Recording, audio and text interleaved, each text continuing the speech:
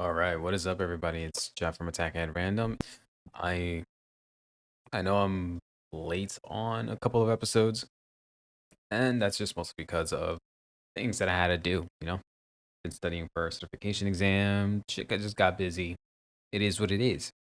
So yeah, well, I'm just gonna get right into it. There's been a lot of things that have been happening within the last couple of weeks since I dropped episode 10, 9. I don't know, whichever episode was the last one that I dropped. One of the new things is you know DBZ Sparking Zero dropped, and let me tell you, this game is straight out phenomenal. It's fun. It is a true callback to the old Budokai Tenkaichi game, and I'm just going to talk about that for a little bit, and we got some other stuff as well. Now, if you're like me, you might be wondering, what's new with this game?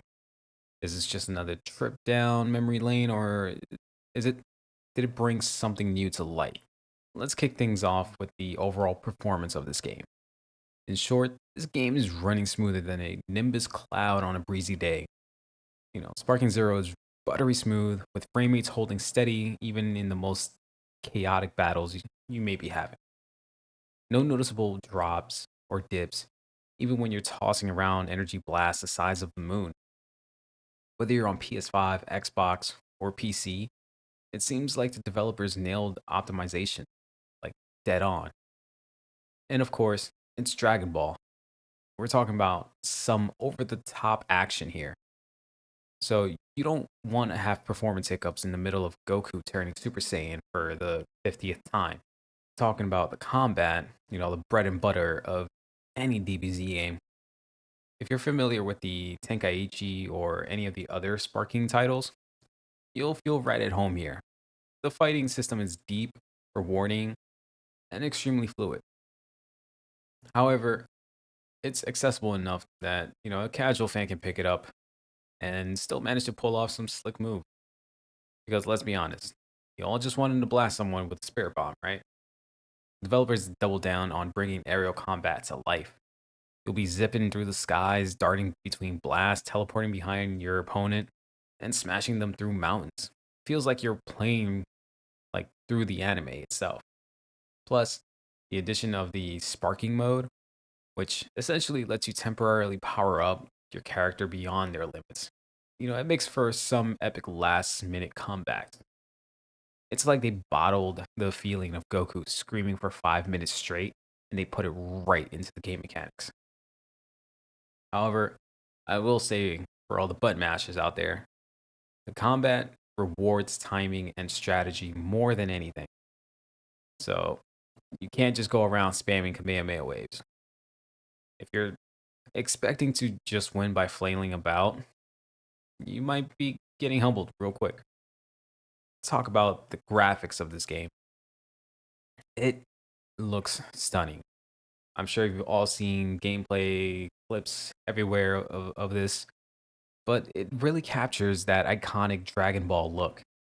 The character models are crisp, the colors pop, and the energy effects are, well, let's just say that some of those key blasts could probably light up an entire stadium. The environments are destructible, so prepare for that extra bit of satisfaction when you punch Goku through three cliffs and a mountain.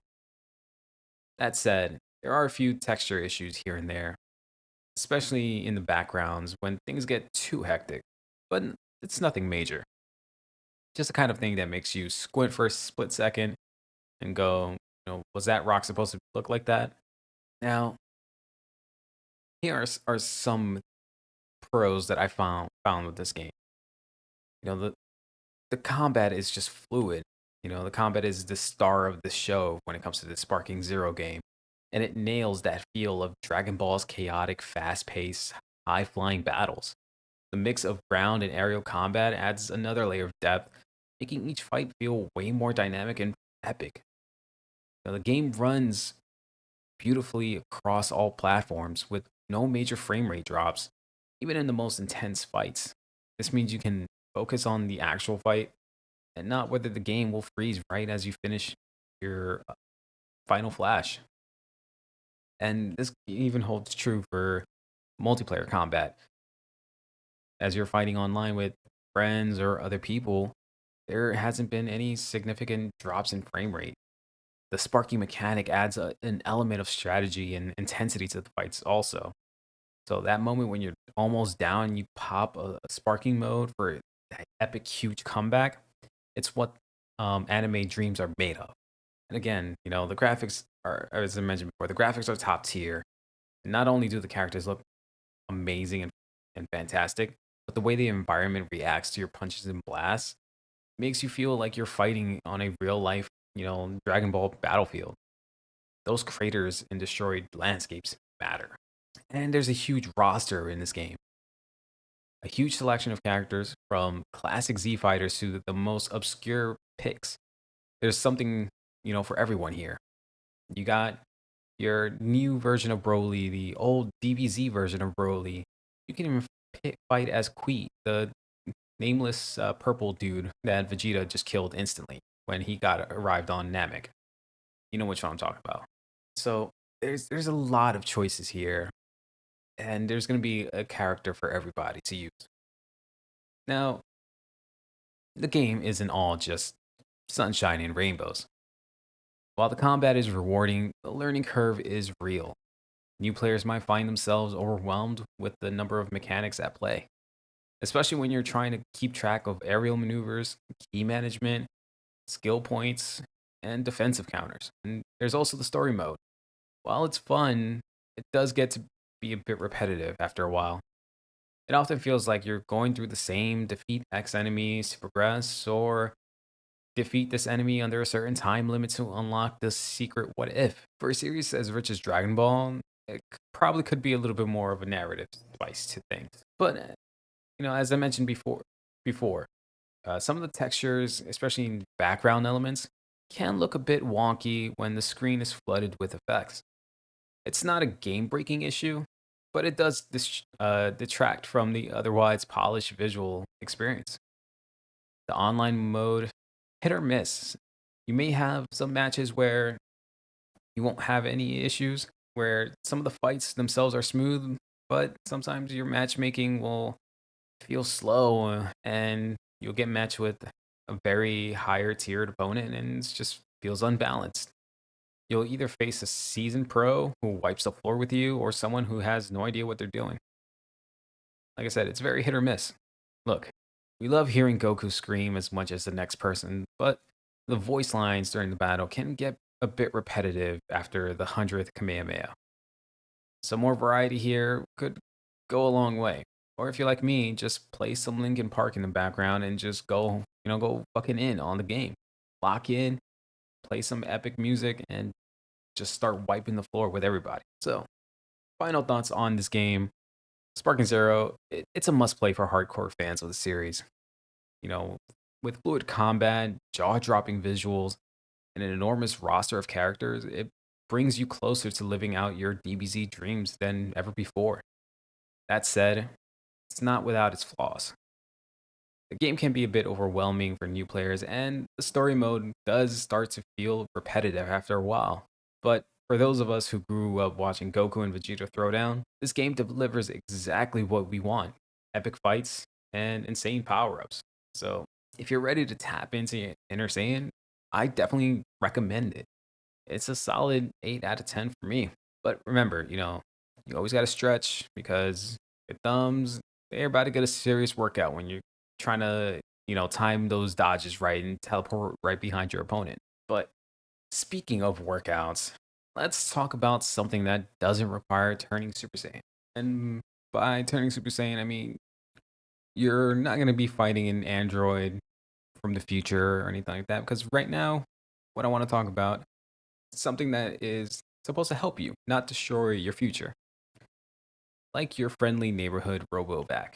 But what happens when your RoboVac decides it's done with your dirty floors and sets its sight on something a little more, shall we say, mischievous? Folks, this just in. Apparently, hackers have managed to break into people's RoboVacs. Yeah, that cute little vacuum that you rely on to keep your floors clean might be plotting a coup as we speak. It is not just sucking up dust bunnies anymore. Oh no, it's terrorizing pets, spouting racial slurs, and in some cases, chasing anything that moves. Yeah, you heard that right. The future is here and it's weirder than we could have ever imagined. So, picture this. You're chilling on your couch, maybe binge watching your favorite show, when suddenly your pet dog comes barreling into your room like it's being chased by a herd of rabid squirrels or something. Except it's not squirrels, it's your D-Bot X2, and it's coming for blood. Well, not literally, but according to this wild report from The Verge, some robo vacs have been hacked and they're no longer content with just minding the floors. These bad boys have been reprogrammed to stalk your pets like they're straight out of a sci-fi horror film or horror movie. So, as of the idea of a vacuum chasing your poor, unsuspecting dog isn't enough, here's where things get even darker. Apparently, some of these hacked RoboVacs are even spewing racial slurs through their assistant feature. Because what's worse than a rogue vacuum cleaner? A racist rogue vacuum cleaner, obviously. It's like some hacker somewhere thought, you know what this world really needs? Racist RoboVacs. It's the absolute last thing anyone expected or wanted from the rise of some smart home tech. But here we are. In 2024, we've officially reached the point where the machines aren't just cleaning our houses, they're trying to verbally assault us and chase our pets like they're in a Benny Hill sketch. Let's get into how this whole thing even went down. In true hacker fashion, someone found some vulnerabilities in the Ecovacs Dbot X2 systems. It's letting them remotely access these RoboVacs. From there, they could take control of the vacuum's movement and, you guessed it, even the voice assistant feature. I mean, at this point, what's next? Are they going to start rearranging our furniture while we're at work? Because that would be hilarious. I am not going to lie. The hackers use these vulnerabilities to make RoboVacs chase after pets, seemingly with a vendetta. Imagine your poor dog who's been peacefully, ignoring the vacuum for years, suddenly being targeted like it's an action movie chase scene. It's like Terminator, but with a really aggressive vacuum cleaner. So, why are these hackers going after the pets? I can't confirm this, but I'm pretty sure it's because they know pets are a weak spot. I mean, if it was just chasing you around the living room, maybe you could handle it.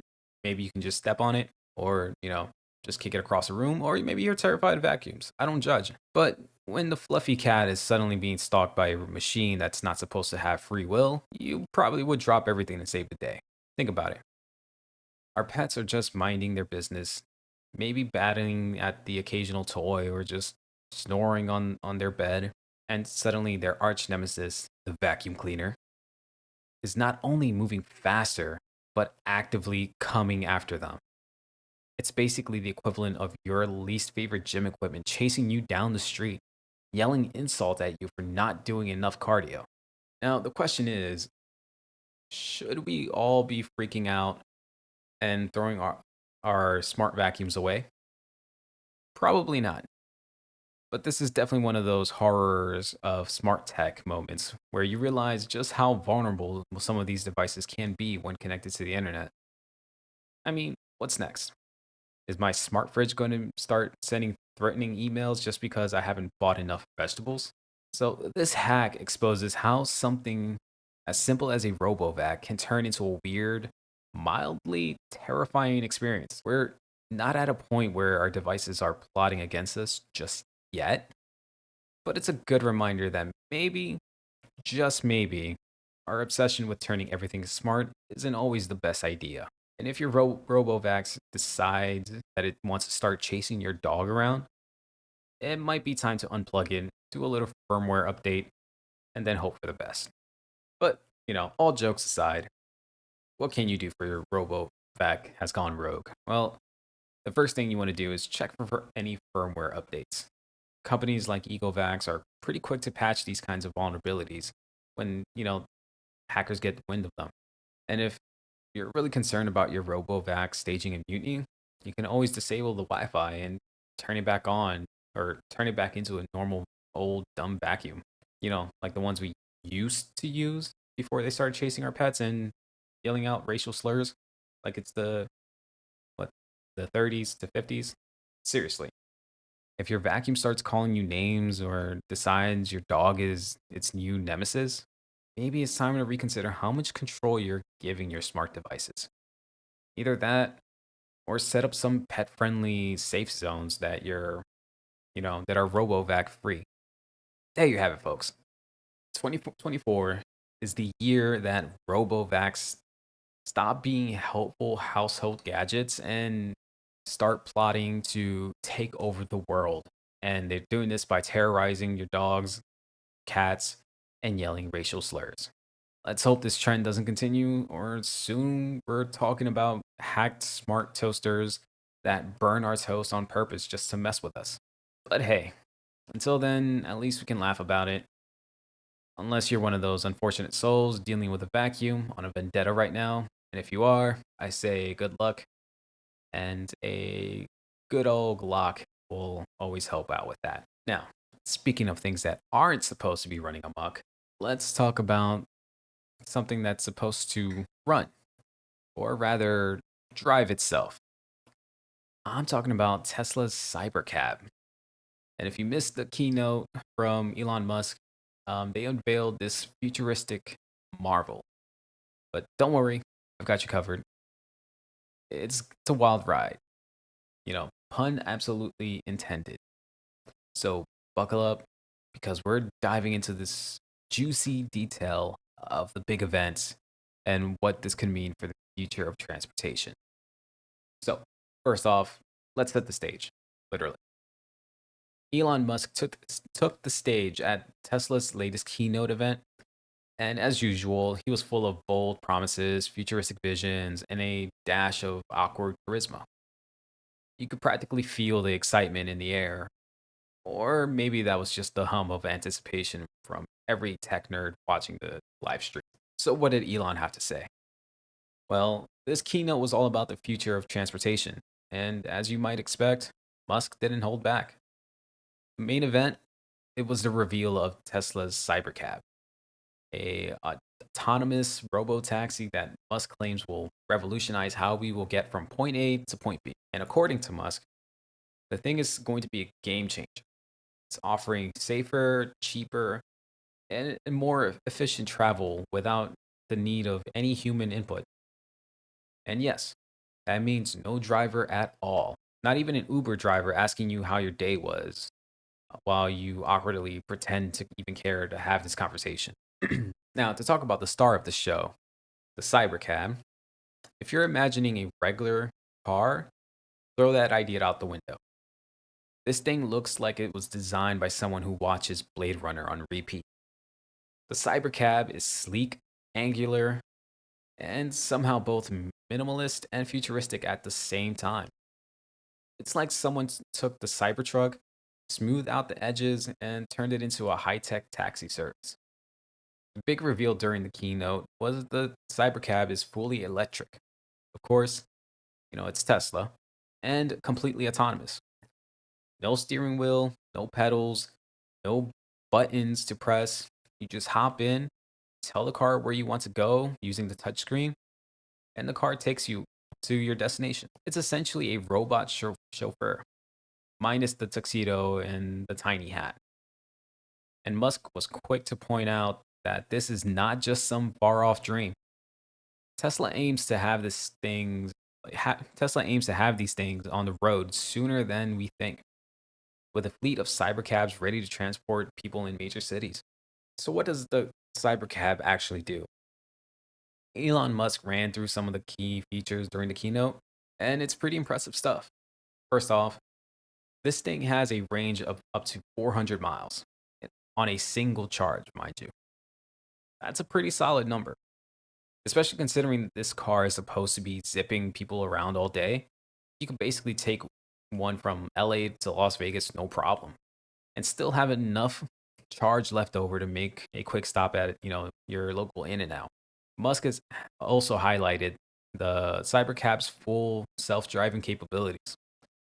This is Tesla's most advanced autonomous driving system yet, with some upgraded sensors, cameras, and software that allow it to navigate the city streets, highways, and even complex intersections without any human intervention. Elon stressed that safety is a top priority here, claiming that the Cybercab is designed to reduce traffic accidents by eliminating human error, which, let's be honest, that makes up like what 95% of driving problems. And the best part, no more awkward conversations with your Uber driver. Just pure, silent, autonomous driving bliss. Unless, of course, you're like me and sometimes you enjoy a good chat about the weather with strangers. But, you know, that's what podcasts are for. And that's probably what you're going to be listening to in this Cybercab. You're going to be listening to this podcast in a Cybercab. I guarantee. Now, here's where things get really interesting during the keynote. Elon Musk didn't just want to talk about the Cybercab as a standalone vehicle, he pitched it as part of a bigger vision. According to Musk, the Cybercab is part of Tesla's grand plan to eliminate car ownership as we know it. That's right. Musk is basically suggesting that in the not so distant future, most people won't even own a car. Instead, they'll just call a Cybercab whenever they need to go somewhere. Musk made a pretty convincing case, too. He argued that car ownership is inefficient. Most cars sit in parked areas about 95% of the time, which means a lot of money and resources are being wasted. His solution? A fleet of autonomous cybercabs that people can hail on demand. Need to get to work? Call a cybercab. Need to go to the grocery store? Cybercab. It's like Uber, but without the human element and without the surge pricing, supposedly. Now, I don't know about you, but the idea of not owning a car just feels wrong. I mean, what are we supposed to do when we're feeling nostalgic for that new car smell or taking a drive down some windy road and just doing very high speed limits in certain areas that you're not supposed to? Musk didn't really have an answer for that one.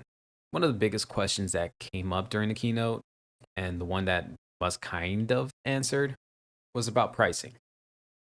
Now, Tesla didn't give a firm number of, you know, for how much a ride in a cybercab will cost, but Musk was confident that it would be cheaper than owning a car or even taking a traditional taxi. According to him, the goal is to make cybercab fleet so affordable and widespread that it becomes the default way for people to get around. But let's be real. We've heard the famous or the word affordable tossed around before, and it doesn't always pan out that way. Anyone who's ever tried to buy a Tesla Model S on a budget can't tell you that.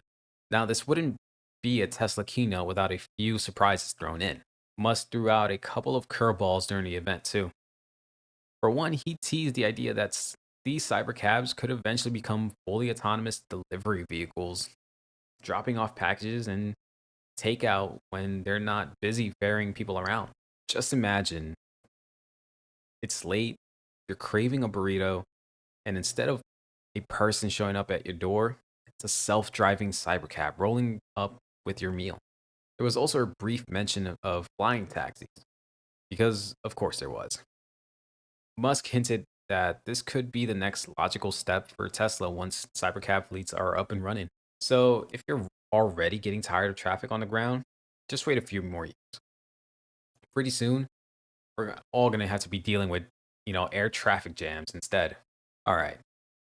So what do we think about this? Is the cybercab the future of transportation or just another tech fantasy that still, weighs off?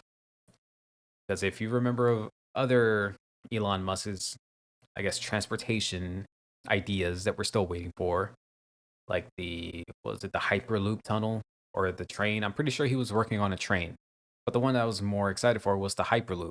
That is still, I guess, never coming. But, if you believe Elon Musk, and let's be real, he's got a decent track record of turning his wild ideas kind of into reality, then the Cybercab could change how we get around entirely. It's sleek, autonomous, and promises to be safer and more efficient than anything on the road today. But there's still a lot that we don't know, like how much of this thing will actually cost, and whether people are ready to give up the joy of driving, and if this is even going to come to fruition, because we're still waiting on the was it the Tesla semi trucks, and again, we're still waiting on the Hyperloop. We've never gotten the Hyperloop. Personally, I'm v- very skeptical about this. As cool as it sounds to be chauffeured around by a robot, I'll admit there's part of me that enjoys, being behind the wheel, especially when there's no traffic, especially with no traffic. But hey, if a cybercab can get me where I need to go without me having to worry about, gas or trying to find parking or having to worry about traffic jams, then, fuck it, sign me up. Speaking of parallel parking, let's talk about something that's even harder to navigate than your local parking lot. And I'm talking about the future of robotics. That's right, because during the keynote, Tesla shifted gears from self driving cars to robots. Say hello to Tesla's Optimus bot, because apparently we're not stopping at autonomous cars. No, we're going full on household robot servant. And if you're already getting visions of Skynet, Transformers, or potentially even some sort of iRobot, well, you're not alone. But don't panic just yet. I'm here to break it down, give you the information that you need. So, what exactly is the Optimus bot? Picture a human robot about 5 feet 8 inches tall, sleek design, kind of looks like it should be guarding an evil lair, but according to Elon Musk, it's here to help. This thing is designed to be a general purpose robot, which means it's supposed to do pretty much whatever you need. Need help lifting heavy boxes? It got you. Need someone to vacuum your living room or fold your laundry without yelling racial slurs at you? The Optimus is ready to roll. And no, this isn't Transformers where it suddenly turns into a car and speeds off into the sunset. Although, let's be honest, how cool would that be? Elon didn't quite say that the Optimus would be transforming anytime soon, but hey, one step at a time, right? Now, during the keynote, Elon Musk was pretty clear. The Optimus bot is designed to take over repetitive, boring, and even dangerous tasks. His vision is to create a world where humans don't have to do the dull stuff anymore. No more spending hours lifting things or handling mundane chores. He even said Optimus could eventually replace human labor in factories, making it possible for these bots to do the heavy lifting, literally. Elon's big point, this isn't about creating a Skynet style robot overlord. No one's programming Optimus to secretly take over the world, I promise. This is more like Rosie from the Jetsons than it is, Terminators and Skynet. At least we hope so. Okay, so what can this thing actually do right now? So during the reveal, Tesla showed Optimus walking, lifting up objects, and even performing some basic tasks like moving boxes around. It's not quite at the level where it'll make you breakfast or, go grocery shopping for you. Again, not just yet, but it's still in its early days. And Elon Musk hinted that Tesla is working on it, improving Optimus' abilities to make it more useful in everyday life. The idea is that Optimus will eventually be able to perform a variety of different tasks. Think of it as your own personal assistant that never complains, never needs a coffee break, and probably doesn't care if you haven't folded your laundry in 4 weeks. So let's talk about how helpful this thing could be. Imagine coming home after a long day and having your very own Optimus bot greet you at the door. It's already cleaned the house, it's already washed the dishes, it's already washed your carpets, it's already given the dogs a bath, and is now in the middle of folding your laundry that you let sit on your bed for the last 4 weeks. You're basically living in the future, my friend. For someone with a busy schedule, this thing could be a lifesaver. And it's not just about conveniences. Think about how useful Optimus could be for people with mobility issues. the elderly or those recovering from injuries. Need someone to help you carry groceries up the stairs? Optimus is ready, will carry the groceries and maybe even you along with it. Can't reach the top of the shelves? No worry. Optimus, got you covered. It'll lift you up too so you can grab those things. But here's the real question. Can it cook you food? Because if Optimus starts whipping up some gourmet meals while I'm binge watching the latest episode of One Piece, then we're really talking about next level convenience here. So move over iRobot, you know, that movie with Will Smith, because this is the robots that we need. This is the ones that we've been waiting for. Now, I know what you're thinking. This is how Skynet and the iRobot movie went started out, right? I mean, we've all seen the movies.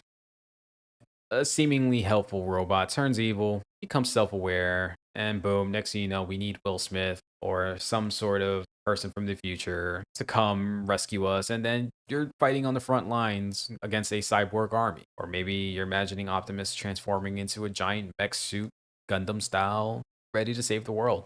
But Elon Musk insists that this isn't like that. For now, Optimus is all about making life easier, not launching us into a dystopian robot war.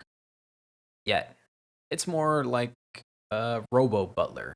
It's less I'll be back Terminator vibes, and more so of Jeffrey from The Fresh Prince of Bel Air. So, for anyone worried about the machines rising up, you can relax, at least until version 2.5 comes out. Now, here's a $1 million question, or should I say, the probably less than $1 million question. How much is this thing going to cost? Elon Musk didn't drop a specific number during the keynote, but he hinted that Optimus is being designed to be affordable, at least by robot standards. He's aiming for a price point that makes it accessible to households and businesses. Let's be honest, it's not going to be cheaper than your average Roomba. You're probably looking at a few thousands or maybe even tens of thousands of dollars for one of these robots. But hey, can you really put a price on not having to do your own dishes anymore or folding your own laundry? I mean, think of all the time you'll save. You could finally get around to watching all those Netflix shows or, binge watching your favorite YouTube series. It's all about priorities, right?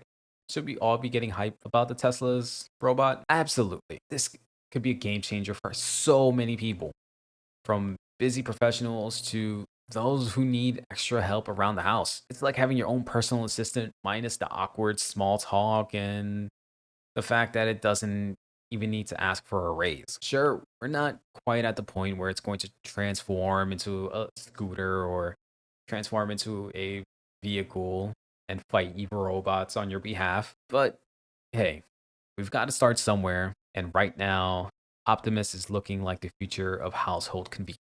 So if you're tired of doing the same boring chores day in and day out, keep an eye on this robot. And who knows, maybe in a few years, you'll be able to say, Optimus, fetch me a snack, and it'll actually do it. Until then, I'll keep dreaming. Or it might just eventually just get a mind of its own, and then we're back to Skynet and the whole plot of the iRobot movie. It is what it is. And speaking of dreaming, let's talk about something that sounds too good to be true, but just might be real. And by that, I mean Russia, but not in the usual geopolitical chess game kind of way. No, no, no.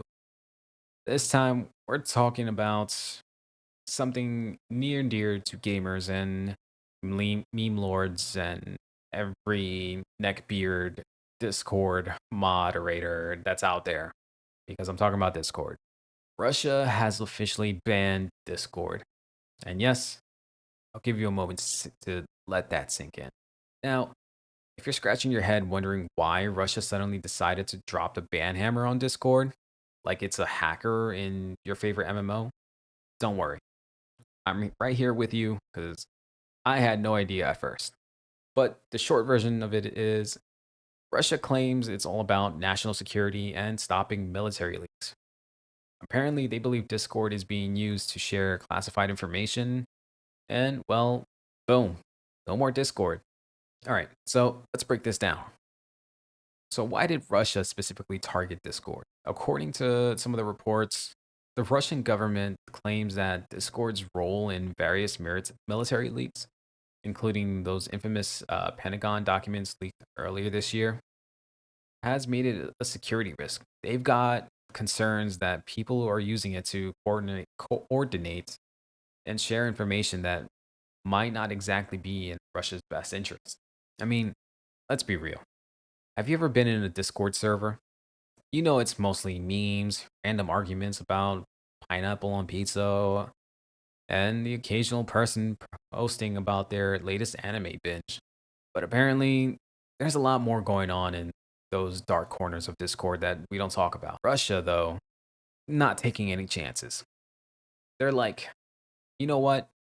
Instead of checking who's using Discord for and for what, let's just ban the whole thing. Now, for the millions of gamers and users in Russia, this is a huge deal. Discord isn't just some small app people use for work calls. You know, where else are you gonna go to hang out on on the weekends when your buddies are at home and they don't want to leave the house? Or what are you gonna do to pretend that you're working while actually scrolling through memes and organizing your next D&D campaign? With Discord banned, these communities are suddenly scrambling to figure out where to go. It's like being kicked out of your favorite bar and realizing every other bar in town only serves water. Sure, there are alternatives like Telegram or even Reddit, but come on, none of those have that same chaotic, friendly energy of a Discord server. And voice chats, don't even get me started. The audio quality on Discord might be janky sometimes, but it's our janky, you know? Let's get into the meat of this. So, Russia claims Discord is a hotbed for military leaks and sensitive information sharing. And look, they're not entirely wrong. Discord has been used in some sketchy ways. Earlier this year, we had that Pentagon leak pop up in a Discord server all about Minecraft. Yeah, because apparently, when people aren't busy building virtual cities, they're sharing classified military documents. And if you think about it, that's not even the weirdest place something's been leaked. Remember when top secret information was shared in the War of Thunder forums? Yeah, people were leaking real military documents to win arguments about tank accuracy. If that's not peak internet culture, I don't know what is. This whole situation also ties into something much bigger, censorship. Russia's not exactly new to the whole ban anything that might not vibe with us.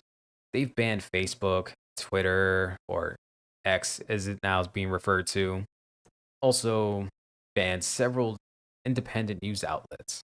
So Discord is just the latest app to get caught in the crossfire. And this isn't even just a Russia thing either. We've seen it all over the world. China has a whole great firewall blocking out major parts of the internet, including, Google, YouTube. India has its own TikTok ban, and let's not forget the US. They're still, I believe, still trying to ban TikTok as well. Here's the thing. People think of Discord as just a gaming app. And yes, it's fantastic for coordinating your next raid on uh, your WoW servers or getting that team chat going in the middle of a 3 a.m. Rocket League session. But Discord's got a whole other side to it. People use it for work meetings, social hangouts, study groups, and even virtual book clubs. It's like a Swiss Army knife of communication apps. In fact, some folks use Discord so much for work that banning it is like banning email or Zoom.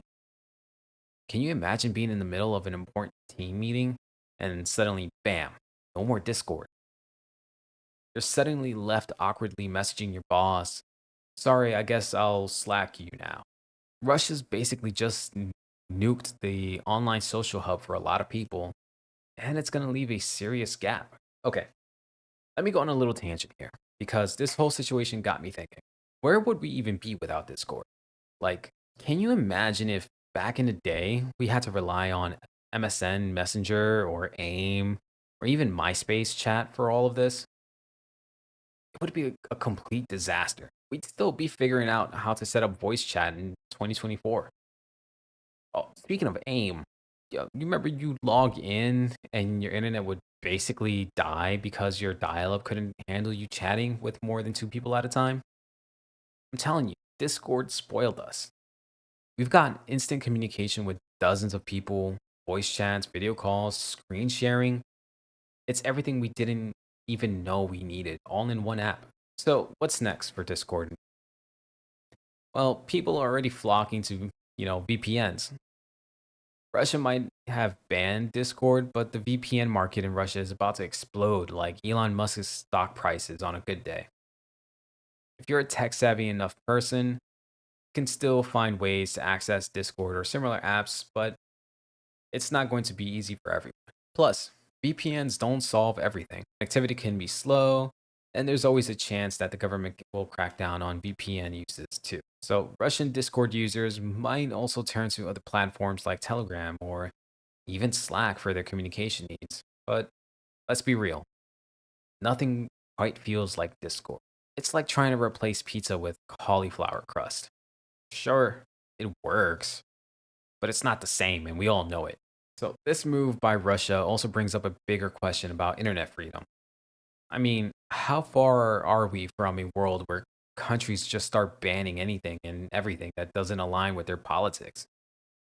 We're already seeing it with the rise of government controlled social media apps, state sponsored propaganda channels, and even countries pulling the plug on outside platforms.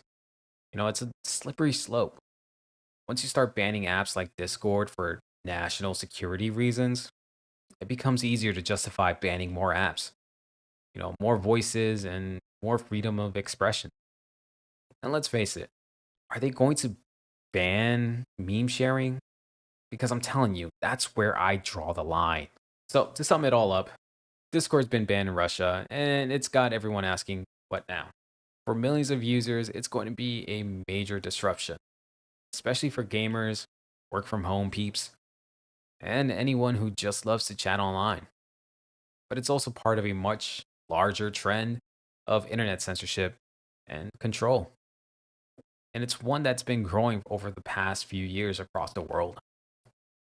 So, where do we go from here? Honestly, only time will tell.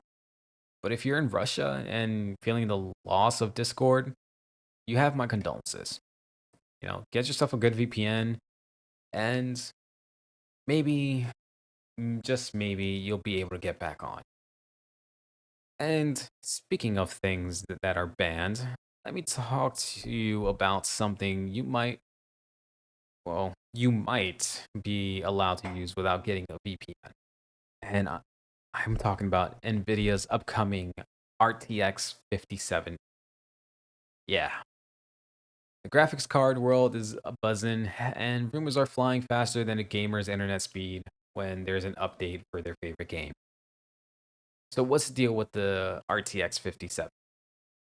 Should we all be saving our pennies for the next big thing, or is it time to calm down over some of these wild rumors? Spoiler alert, it's probably the latter. All right, first things first, the 5070 is rumored to make its grand debut at CES 2025. Sounds exciting, right? Gamers everywhere are putting their old GPUs on eBay, prepping for that upgrade like it's going to transform their rigs into pixel pushing monsters. But here's where things get a little, let's call it overhyped. People are absolutely losing their mind over the memory specs. And folks, we need to take a deep breath. The rumor mill is saying that the 5070 will have 10 gigs of VRAM. That's right. Not 12, not 16, but 10. And suddenly everyone's out here acting like Nvidia's about to drop the ball harder than my Wi-Fi connection during a Sparking Zero match. The internet is aflame with 10 gigs is not enough for next gen gaming. And Nvidia, are you serious right now? Meanwhile, I'm sitting here like I need to upgrade my graphics card to a at least a 3070. I'm still, or at least a 40. I'm still rocking an XTX 6600. It does the job, kind of, maybe. I mean, I could upgrade if you subscribe, like the channel, like the video, share it, you know, help a brother out. Anyways, getting off topic here. So just to break this down for anyone who's not 100% sure what VRAM is. VRAM or video RAM is what your graphics card uses to load textures, shaders, and other visuals in your games. More VRAM means your card can handle higher resolution textures and more complex graphics without stuttering or slowing down. So when people see 10 gigs of VRAM, some of them start panicking because they think it's not enough to future proof their systems. But here's the thing: 10 gigs is plenty for most people, especially if you're not trying to game in 4K or run three 1440p monitors while watching The Witcher in a separate window. So for the average gamer running 1080p or 1440p with high settings, 10 gigs is going to be just fine. I mean, we're not all out here trying to build NASA grade computers, right? Right? So why is everyone freaking out then? Well, it's because people are expecting the 5070 to be this magical unicorn that'll give them the power of a 4080 at half the price. They see 10 gigs of VRAM and think, wait, that's less than the previous 4070 Ti. And isn't next gen gaming going to need more VRAM? Or is it going to need less? Let me break it to you gently. Just because the number goes down does not mean performance tanks. God damn it. We've got a lot to look at the future. We we've got to look at the whole picture here. The architecture, the cores, the processing power, it all plays a role in how the card performs. But instead, people are stuck at staring at the damn VRAM number like it's the only thing that matters. Now, assuming these rumors are true, we're looking at a big reveal at CES 2025.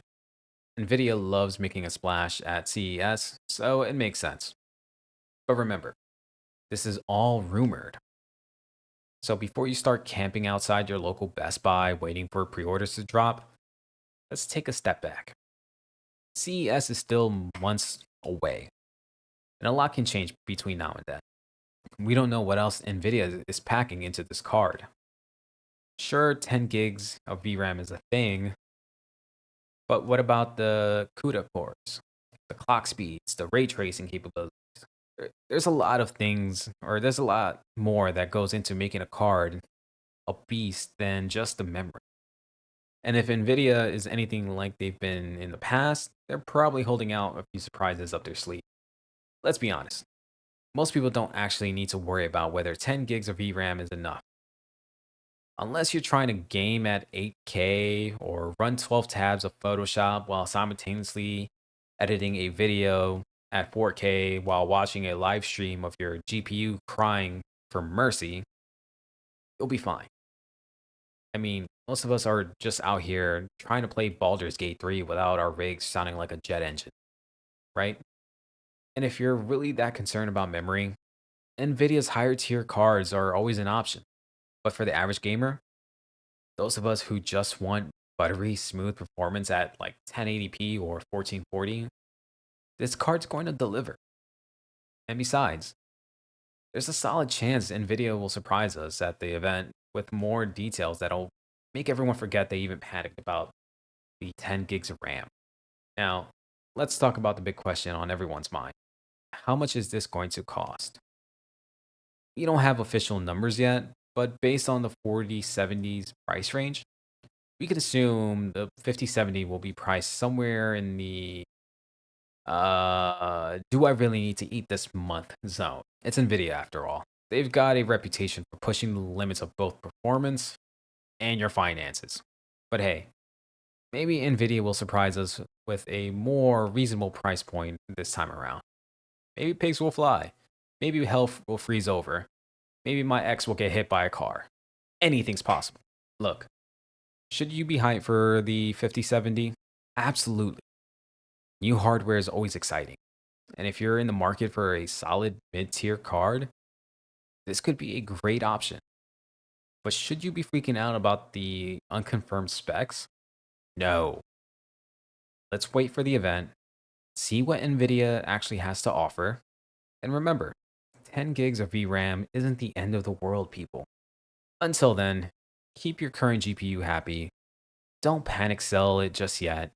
And if all else fails, you can always revert to running Minecraft on a potato like we did in the old days. Or just running Doom on some weird tech, or running Doom on your fridge or microwave, because apparently that's possible. There's been people that run Doom on an ATM machine. And yeah, with that, everybody, I appreciate you sticking and listening to this podcast for this long. There was a lot of things I wanted to cover. Well, a lot of interesting things that I wanted to speak about and cover, and just give a little bit more info on what's been happening. So, if you've been rocking with me for this long, thank you. Continue to like, continue to share, subscribe, tell your parents about us, tell your grandparents, your brothers, sisters, cousins, deals. I don't know. Just tell everybody. Tell your local did priest, chaplain. I don't know. If you're in a 40K, blood to the blood gods. I don't know. I'm just rambling on. Anyways, I'm out of here. Peace.